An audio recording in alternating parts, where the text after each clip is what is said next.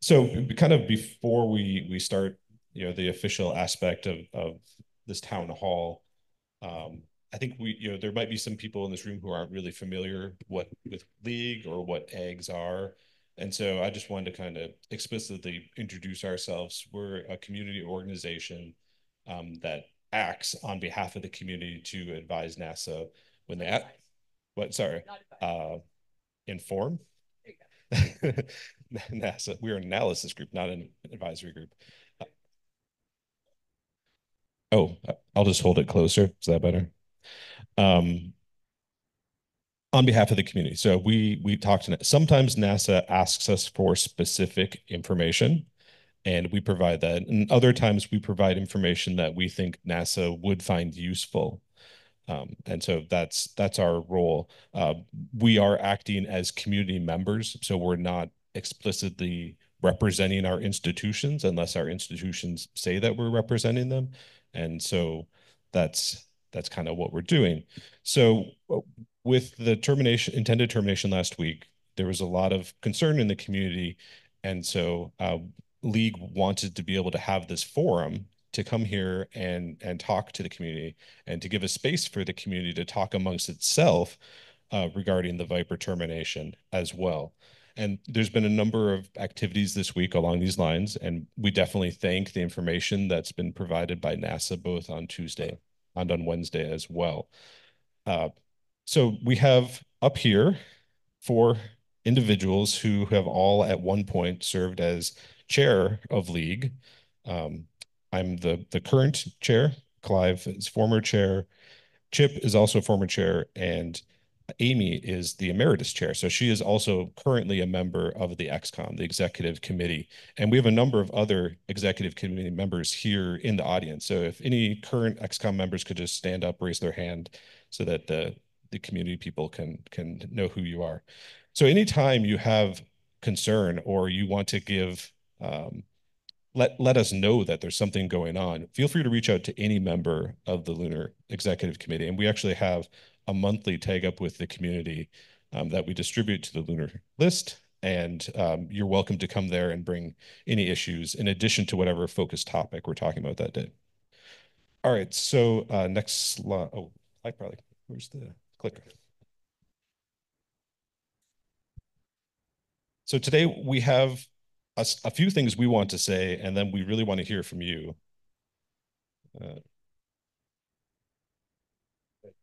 So we're going to start off with the statement from the chairs of LEAG, current and past. This is a statement that has been delivered to NASA leadership this morning, and we're going to read it. It'll be a little awkward because we want you to have the full statement that was provided, and so we will read it out loud. Following after that, Amy and I will be talking a little bit about what LEAG's current plans are regarding the termination and what we can do based on what the community expects. We'll also talk a little bit about what we can't do. And then it'll be open floor time. So I think we'll go ahead and get started with the statement. So the present and past chairs of the Lunar Exploration Analysis Group, LEAG, issue the following statement with respect to NASA's announcement to cancel VIPER, Volatiles Investigating Polar Exploration Rover mission. NASA's decision to cancel the VIPER mission will result in a significant setback to the exploration of the moon and the investigation of lunar water. Understanding the origin, form, and distribution of water on the moon is not only a fundamental planetary science question, but one of strategic importance to NASA's human exploration program and the use of lunar resources. VIPER's termination will prevent delivery of science described in the current planetary science NASAM decadal survey and water-specific data required for human exploration, including crew safety, as well as potential commercial on-ramps. Although we recognize, I'm going to use this one. Although we recognize the realities of budgets and a finite amount of funding for scientific priorities across the Science Mission Directorate, it is the cost-benefit aspects and the stage of the VIPER development at termination on the 17th of July, 2024 that are the most noteworthy and perplexing. NASA has been circumspect in describing what activities will be funded instead of VIPER and how they will deliver equivalent advances in science and exploration knowledge for similar costs and timelines.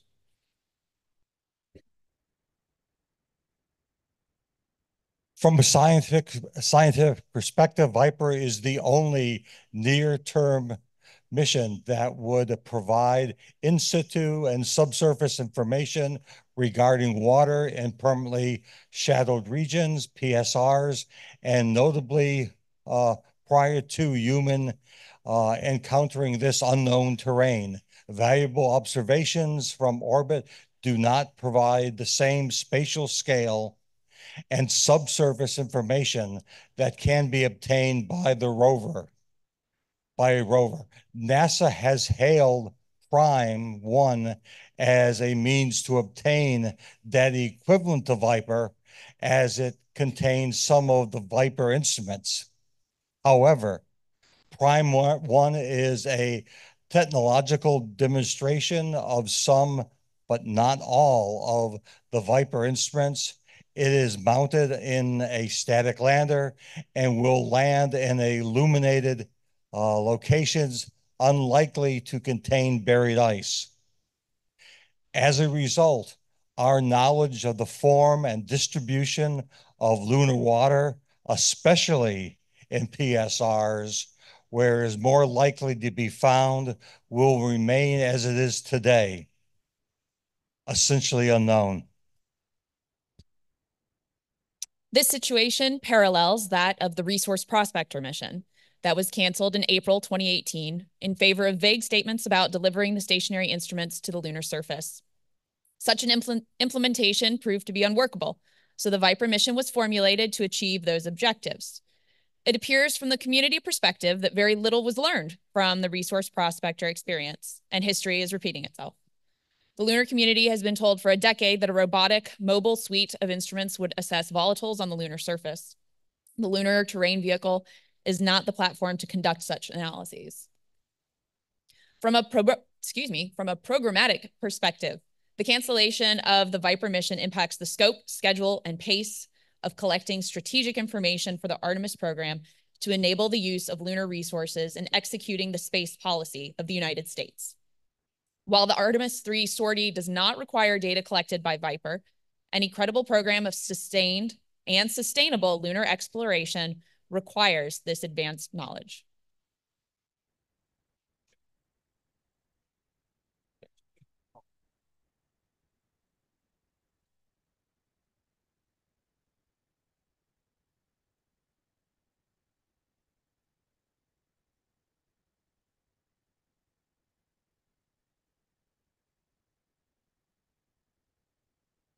Additionally, from a programmatic perspective, given the magnitude of the investment NASA has already made in the VIPER, a decision to instead fly a mass simulator on the Griffin lander represents a catastrophic loss of lunar exploration to the lunar exploration program that cannot be recovered by the magnitude of the investment required for the completion and flight of VIPER. The decision to continue funding the development of the Griffin lander makes the decision to terminate VIPER all the more programmatically and scientifically indefensible. Finally, the termination of VIPER has major implications in the geopolitical realm of space exploration. VIPER would be the world's first rover into a lunar PSR and provide unique information regarding how to operate in these challenging environments, as well as the location and quantities of resources.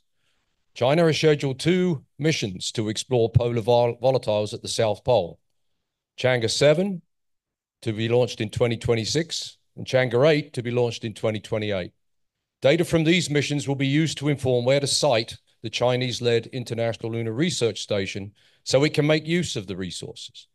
VIPER could preemptively deliver such data to ESDMD so the Artemis sites could be properly situated to take advantage of lunar water. However, without VIPER, leadership in understanding the reserve potential of lunar resources and human exploration of the moon has once again been ceded to others. Therefore, we believe that it is in the best interest of lunar science, lunar exploration, overall scientific balance within SMD, and maximization of the return on investment that NASA continues to complete testing of, store, and fly the intact VIPER rover at the earliest possible opportunity. And this was signed by the four of us, as well as Jeff Plesha and Jeff Taylor, who are also former LEAG chairs.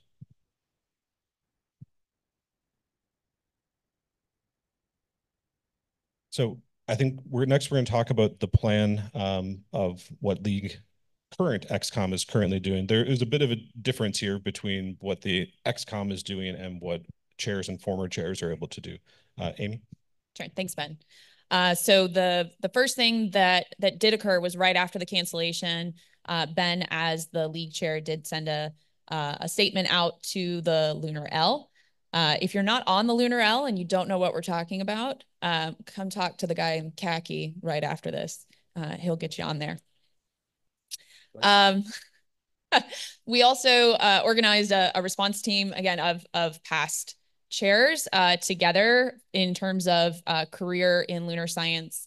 We hold over a century of lunar community leadership experience that has, spanned the full length of time and then some of VIPER and Resource Prospector.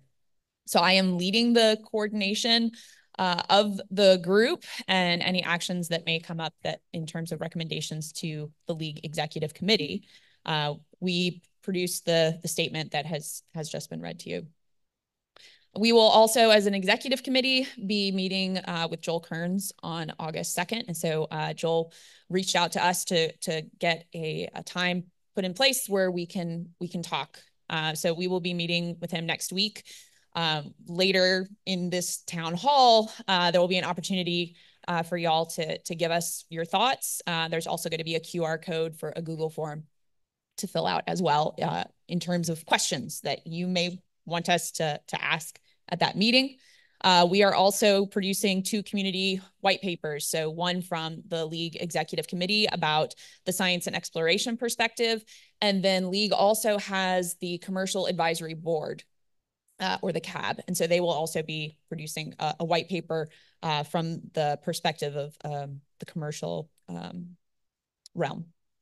So I'll turn it back over to Ben to talk about a little bit more what else is happening or not. Yeah, so one of the other things that LEAG does is we provide findings to the Planetary Science Advisory Committee, PAC. And they actually are an advisory committee, so they can provide advice. And they have meetings basically 3 times a year. The most recent meeting was 2 weeks ago. At that meeting, we did bring forward that there were concerns in the community about a lengthy delay of VIPER. At that point, we didn't really understand, or I didn't understand at least, that termination was on the table or being under consideration.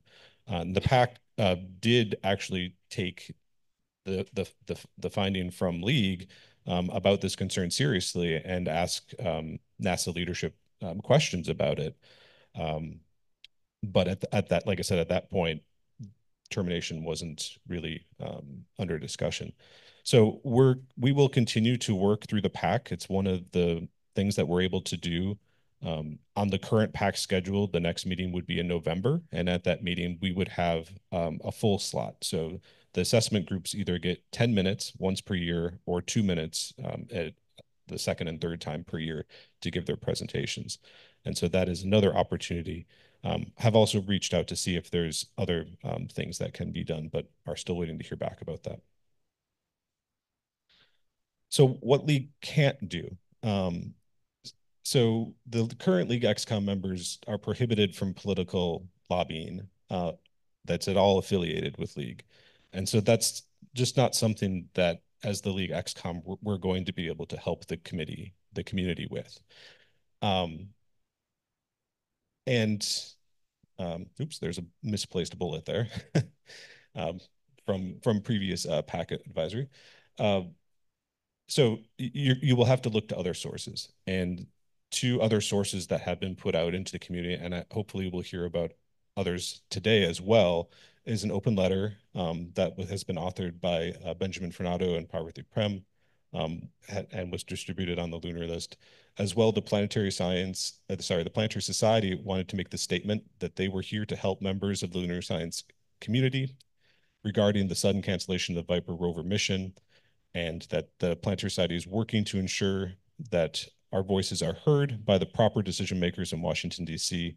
There are opportunities to get involved with the Planetary Society efforts, and to do that, you can reach out to Jack Curley at the email address jack@planetary.org.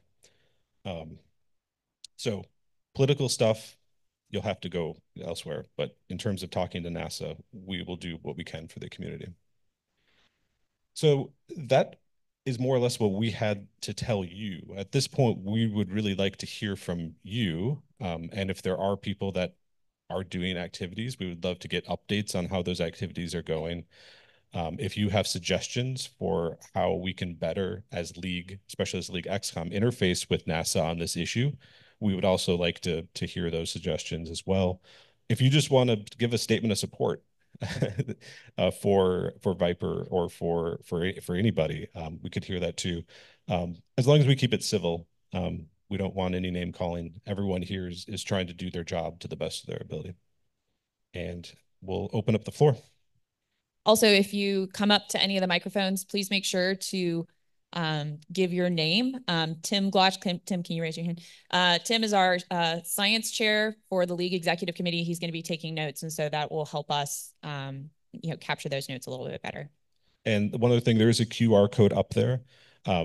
Feel free to go to that QR code and give us any additional comments, questions, suggestions, whatever you'd like to send us related specifically to the VIPER termination issue.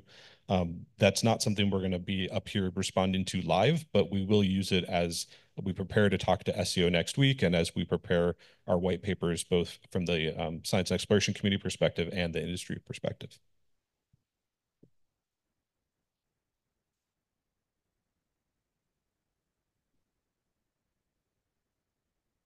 Paul Lucy, University of Monday Morning Quarterbacking. One of the things that struck me that we heard very nice words from NASA, how difficult the decision was, and they talked about their process, but the rapid termination and disassembly of VIPER, I guess rapid scheduled disassembly, really sent a terrible message that their actions were not matching their words. They gave no rationale for why they had to take this rover apart in a rapid way. So that was really driving a wedge between NASA management and the community. Maybe it's just an optics problem, but they really dropped the ball there. I did want to make another point about CLIPS. There's been some discontent about why we're supporting this CLIPS program when it's so risky. But when NASA started, a ton of rockets blew up, and now we have a great program. And when these new commercial providers first started, they blew up a lot of rockets, but now the launch costs have drastically dropped. So NASA's investment in CLIPS could potentially really benefit us by testing the model that they could drastically lower the cost of access to space, to the lunar surface. Another point is, these are Class D landers, and we can't expect Class A performance. So we have to expect that the instruments that we put our heart and soul in have a decent chance of never making it to the moon, and we shouldn't blame NASA or the CLIPS program for that risk. We have to accept the fact that that's just, we are investing in the future. So, thanks, Paul. Any responses? I think all of that resonates. Yeah, I think Paul's making sense, and you can put that on the permanent record. Maybe that's a first, I don't know, but it's one of the things we have to think about is with the NASA budget and educate our elected officials in, is that NASA's budget's an investment in the future of the country. And this is one that the young folks here, the investment in the CLIPS program, is going to reap benefits in your careers and could help you have a career. And that's the important, long-term vision that we need to have with it.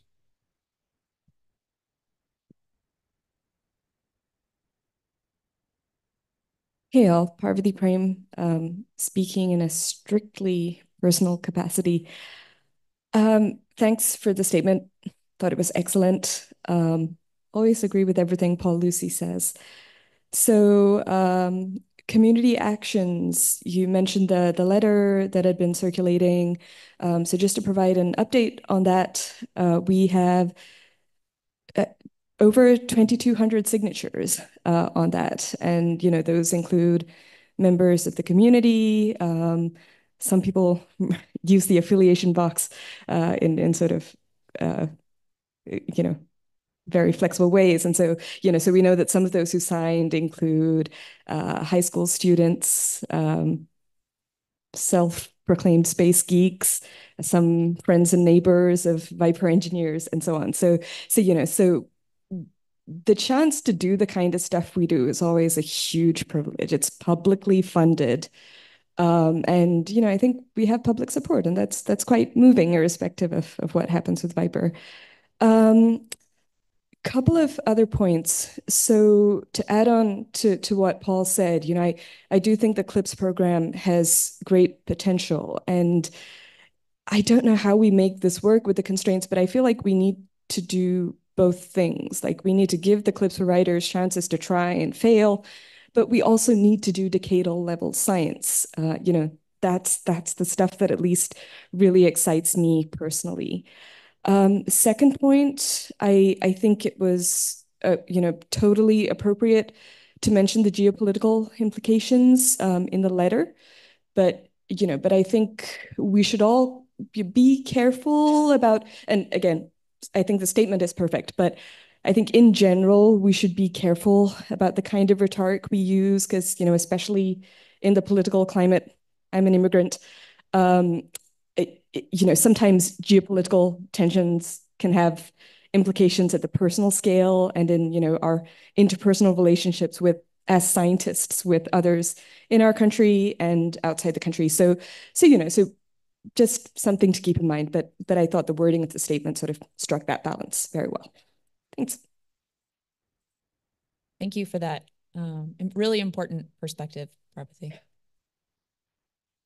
Does anybody else have things that they are doing or other organization coordination attempts that you want to share with the rest of the community?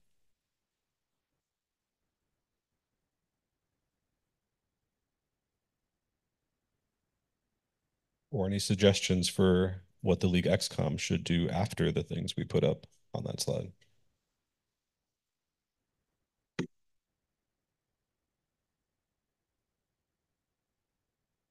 Sorry, I just thought of a question. I'm a grad student and I was supposed to do some work on VIPER. And I know that we are in a community with some senior members of the planetary science community. I also imagine I'm not the only graduate student who had some time, energy, emotions invested. And I was wondering if there were any words of advice from those who have been through this before, so that it doesn't feel like things are falling apart. Well, I think these things go in cycles, and in the good budget times, everybody's happy. But then you got to think there's going to be a swing down. There always is a swing down, and to use a mission parlance, you can't be a single string failure. So it's I think when you gave your talk the other day about how to make some lemonade out of a lemon that's been given to you, you changed it to rover capabilities rather than VIPER, and that is, we're an inventive bunch, and we can make that lemonade out of the lemons that we're dealt with because we're adaptable, and you've got to be adaptable. Things aren't falling apart. It's the swing down has happened. What we have to do as a community is to keep focusing on the positives and the good science, but also the good things that are potentially lost, that go beyond science. And we have to show the big picture to those that do make those decisions. And so having graduate students come on, and help the league is important for you getting the experience and the perspective, how to move forward. If you do it in isolation, we're a community. This is the community group. The league is the focus of the lunar community, and so talk to Amy and Ben and Tim and Kerry about all of that. So that would be my thought there. But I'm going to be quiet now. Sarah's. And just everything you said was great, Clive. I'm not going to disagree with you. I do want to point out that Planetary, particularly in times of hard budget, Planetary protects that RNA budget really, really viciously and makes sure that we take care of our community and that we don't let people fall off cliffs. That is something that's very important. It's important to Lori. It's important to Gina. We will make sure that we protect that RNA budget over just about anything else, no matter what else is happening, even in bad budget times. I also want to say that, you saw our presentations on Tuesday, right? There are always all kinds of opportunity, right? This is really actually an exciting time for a lunar community, right? There's all sorts of things coming up, CLIPS and Artemis and all of these other things, right? It's, you gotta be creative, you gotta, be flexible, right? But it is not end times. We still have a lot of opportunities out there.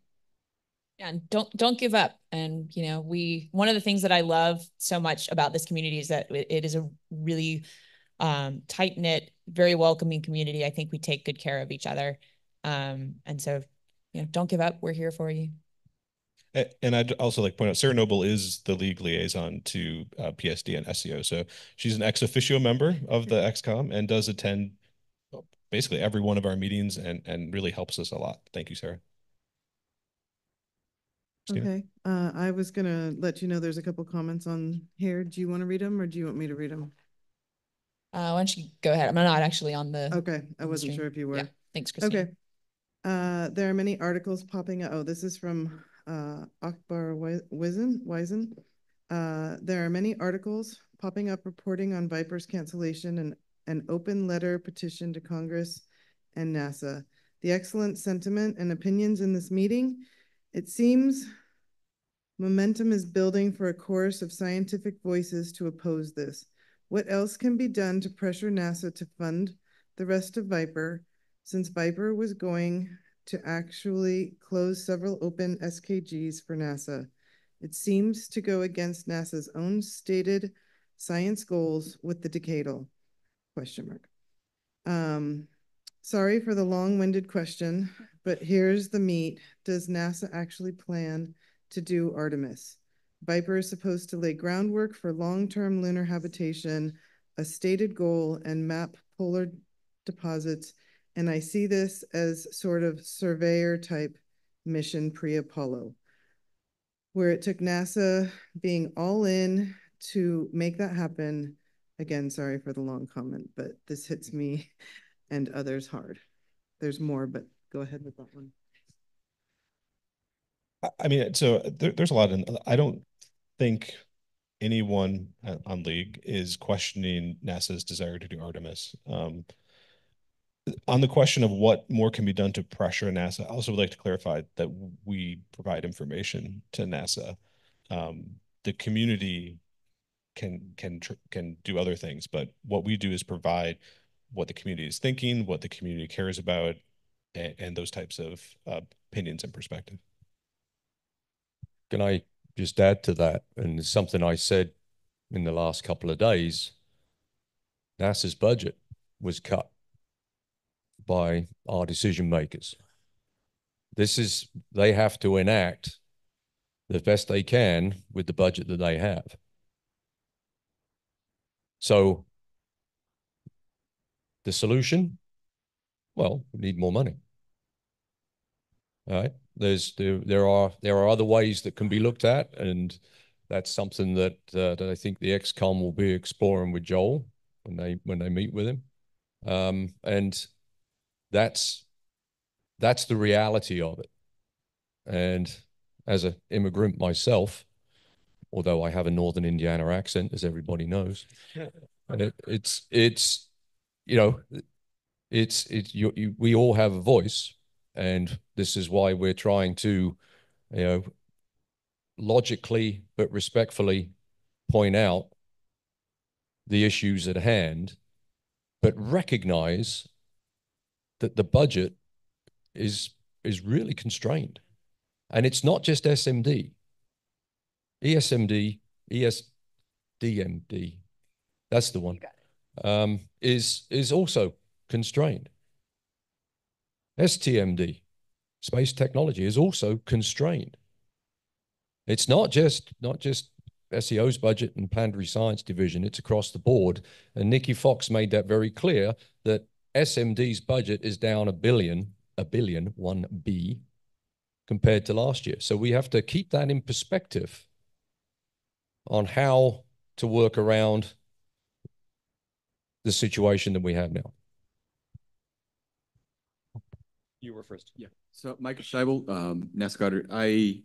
I guess I have a question kind of related to that, which is, you know, we heard from NASA that there is this budgeting constraint issue and that they didn't want to impact other missions by allotting these extra funds to the VIPER mission. So my question is, you know, what suggestion? So it sounds like a lot of the conversation has been, you know, we're mad at NASA, figure it out, NASA. But what suggestions does LEAG have in terms of, here's what we would cancel, right? Because someone's going to have to be upset about something getting canceled because of these extra cost overruns. So are you guys going to propose, you know, put off this mission instead of VIPER? Like, how are you going about constructively suggesting a path forward to both do VIPER and limit the impacts on other funded missions? I mean, so there's a lot of information that as community members, we don't have internal to NASA's budget decisions. And so that's not really the type of advice we can give. What I can, because we don't give advice. Because we don't give advice. We don't advise. I mean, we don't give recommendations. The information we can provide is that the community was not super excited about the delays of all of the decadal surveys, large missions, New Frontiers, Discovery, and even small ones like Simplex. But it has largely been accepted that that was required in order to continue the confirmed missions. And that's the type of message we can do, and NASA can do with that with what they will. Yeah, well, let's not do infighting and pitting communities against one community against another community. That's not what we're talking about here. You don't do that, because all that shows our decision makers is that we can't agree. So the idea of finding other ways to fly VIPER and requests of interest due by August 1st, that is what we look at. And the analysis that we can do is to say, you know what, you really need to finish that testing of VIPER, and you really need to not disassemble the rover, so that if and when we have an alternate, maybe an international partner comes in to fly it, there is a space-ready rover ready to go. These are the things we're talking about. You know, I said, all right, we need more money, but that's the sort of flippant answer. More money fixes everything. But what we don't want to do is to say, well, you should cancel that mission so we can have ours. No, that is wrong. And what it will do, it will solve the near-term problem, but it will kill us down the road. And I've seen this happen, and we don't want to do that. That is not a good strategy to do that. So I just want to put that out there. So I want to riff on what you just said. Name and institution, please. Paul Byrne here. I want to riff on what you were saying, but first, the message of, I think it's pretty clear in the near term, there's no chance of VIPER being reinstituted the way it is.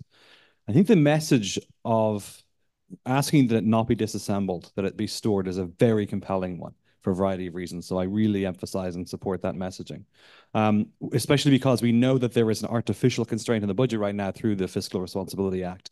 Things may get better in the next year or so. They may not, but they might. I think framing it in terms of looking for other opportunities to get there is an important one. And I really endorse that, especially someone who's not, I'm pretty new to this community. And I think that's a very powerful message. In terms of messaging, and exactly to your point of you don't want to sort of be seen to be cannibalized, just so everyone here in this room knows, Congress has no idea about LEAG and barely knows what PSD is. They know that there's a science component of NASA, but it's an engineering organization. And if they see us eating each other alive, they'll just give that money to Artemis or DoD. They don't care. So it's really important to have that unification. And an effective way of maybe implementing that is going through the other AGs. So about a year and a half ago, we heard that the Veritas mission, a selected but not yet confirmed mission, was going to be put in the back burner to Venus. And the entire community stepped up. LEAG did, MEPAG did, OPAG did. And that was a really powerful way of not just indicating to those of us who might spend more of our time thinking about Venus, the best planet, than anywhere else, actually gave a shit about what we were doing, but it was an effective unifying message. So to the extent that you have, maybe you've done this already, but if you haven't, reach out to the other rags. And I don't know if the ask can be reinstate VIPER, because I think it's pretty clear, at least from my perspective, that won't happen in its current form right now. But getting a unified support from the other ags, from folks who may not necessarily think of themselves as lunar scientists, I think could be a very effective way of partnering and enforcing that message in the community. And certainly I would support and endorse that too. Yeah, and that's one of the ways that those types of things seem to resonate more with the members of the PAC when when we have had some of those really focused, joined together times. And so the Veritas was just one of them. There have been other instances where the other all the AGs kind of came together, or several came together to support a joint finding to the PAC. And so those seem to get a lot more footing with the PAC. So there have been some online comments. So there's a couple of questions from Kieran and Carol that I'm going to address to the room because we're not going to have the answers. But since LEAG can't do it, is there some other organization that could credibly lobby for saving VIPER? Maybe the NSS. And then Kieran also said perhaps creating a new mailing list that is adjunct to the lunar list, in which people would be allowed to discuss political topics, could be set up. So I'll leave that for this room. But we can keep doing Q&A. So, Tom Merlino, Georgia Tech. I've been in some meetings with the Space Force, and then there's DARPA, that they have significant budgets and interest in developing a lunar architecture for exploration with their own agenda. Do we know if there's been any cross exchange with these organizations within the government to potentially interact with NASA with VIPER can be a resource to them? Specifically for Space Force, I don't know. But there are other government agencies that I don't think I can say here right now, because it's still very early, that are looking at it as an opportunity. So to me, I think that we got to be creative. Mm-hmm. But there's also the the perception of politicizing or militarizing science. So that's a fine line. Yeah, I know. That's why I was a little reluctant to bring this up, but they are investing in some fundamental work. It's not their mission, but there is a correlation of interest, or some correlated interest. But yeah, I agree. There's a very, very fine line. Yeah. That's also the type of question we can ask of the SEO leadership, and see if they have a response as well. Hi, my name is Kayla. I'm a grad student at UCF under Addie Dove.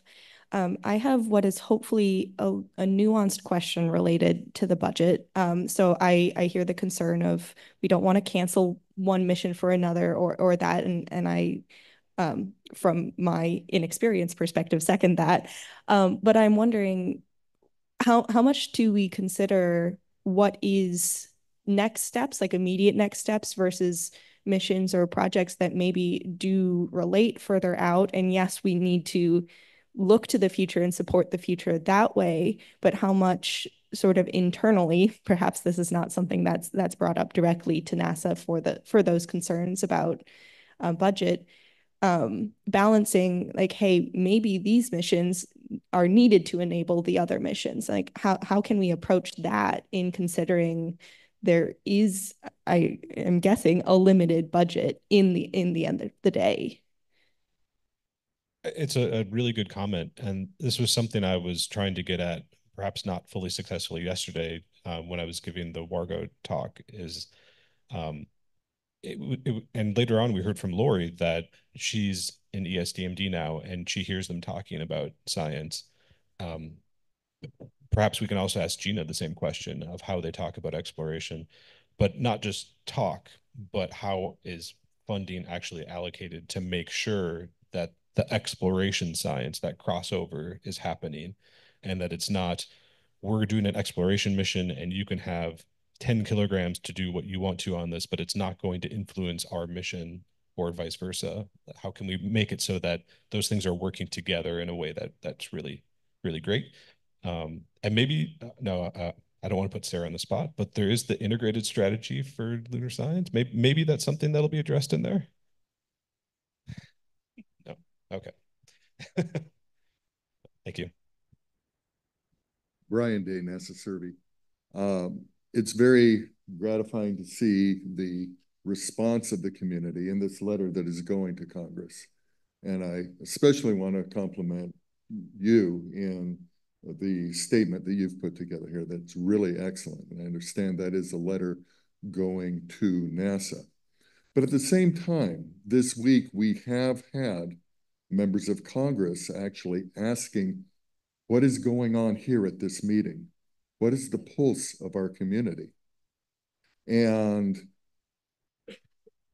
the letter that you have composed here, while it is, and you cannot lobby, but while it is going to NASA, that could be an important piece of data as we right now are working to help make clear the potential unintended consequences that could arise from decisions being made at NASA.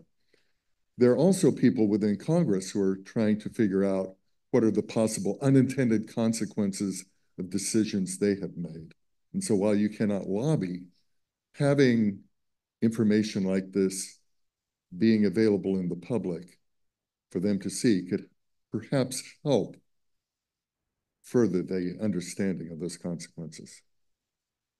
Yeah, point taken. And our intention is to have the materials created for this town hall, including the statement, be provided to the lunar list following this town hall too. So it will be available. For information, not any political lobbying. Yeah, it's information. Not on the LunarL, and I did shut down that thread because they're the rules that were put up for the LunarL so that we could keep it focused on the science and exploration aspect. If Kieran wants to set up another listserv and do it that way, that's good. Yeah, I'm not going to do that.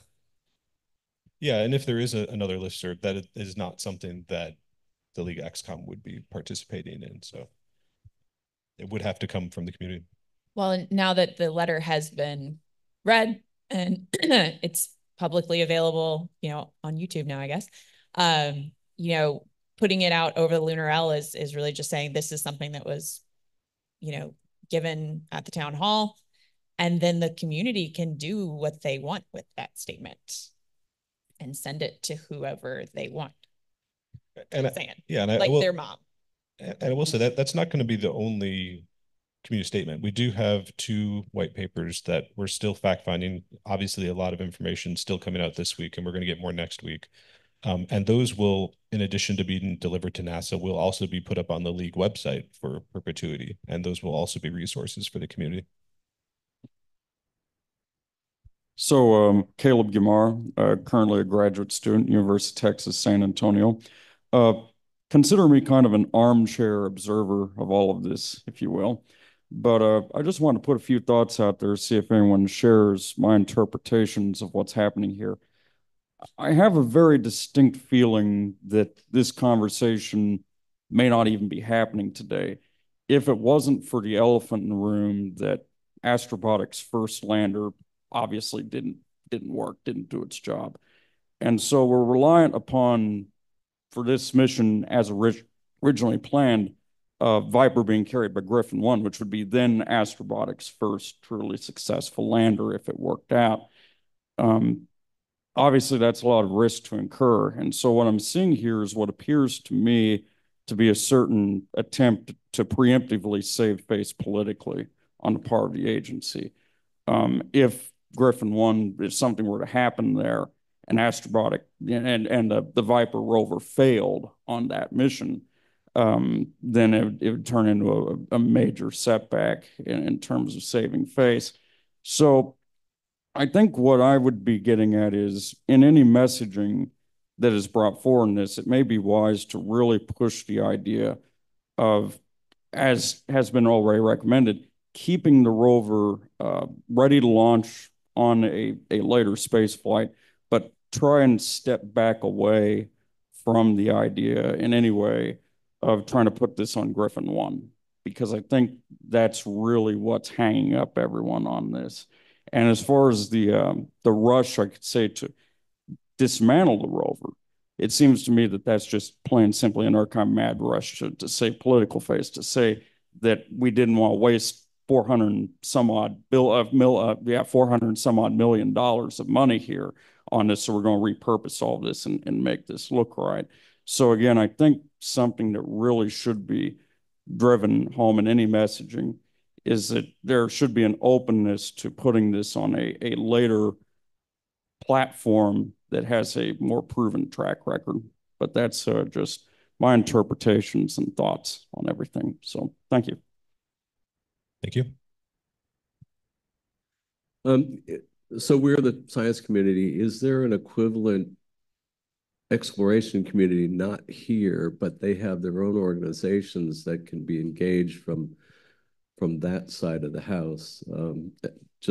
I think part of it was alluded to in your letter that astronauts are going to be walking into PSRs with no information on what those conditions are like. And we're also landing on unprecedented terrain. These topographic highs will have regolith evolution that's totally different than the flat plains we've landed on before. So they have stated, I guess Jake stated, we can land without VIPER. Well, how are they assessing that risk? So getting back to the exploration community, can they put pressure saying, we do need VIPER? I mean, my understanding is that we also represent the exploration community. It's the Lunar Exploration Analysis Group. I don't know if you guys have any. This is the NASA Exploration Science Forum. So there's, come and say something, Greg.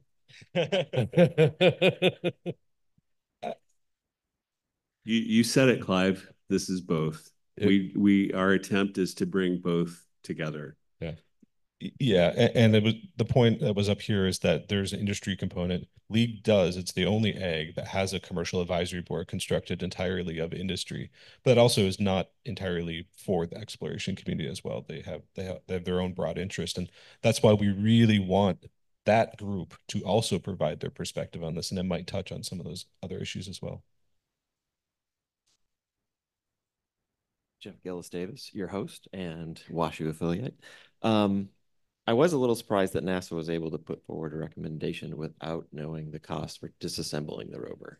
I found that was a surprise and maybe something that could have been added to the letter, because maybe it might not cost $83 million or more. It's still a factor that, should have been estimated, at least in my feeling.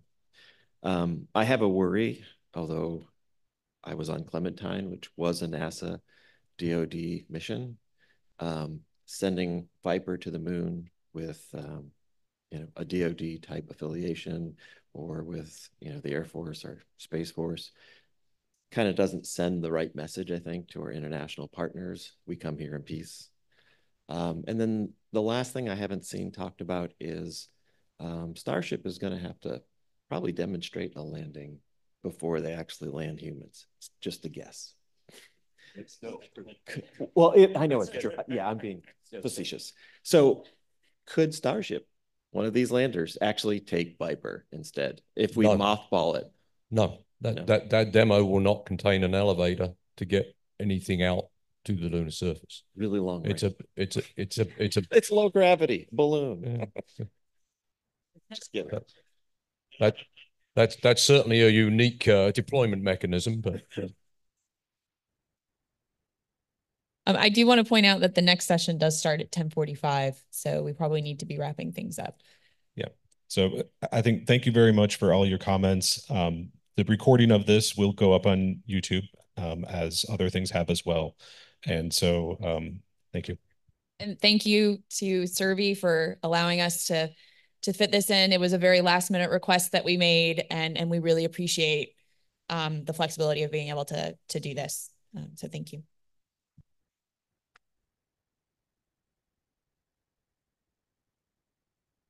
Sorry, one more thing I forgot. The next big opportunity for community to come and talk about this topic is probably going to be the LEAG annual meeting, which will be in October 20th through 30th at JSC. So hopefully we'll see you there. Abstracts can be submitted now, though it's open, be open for a few more weeks. So yeah, thanks.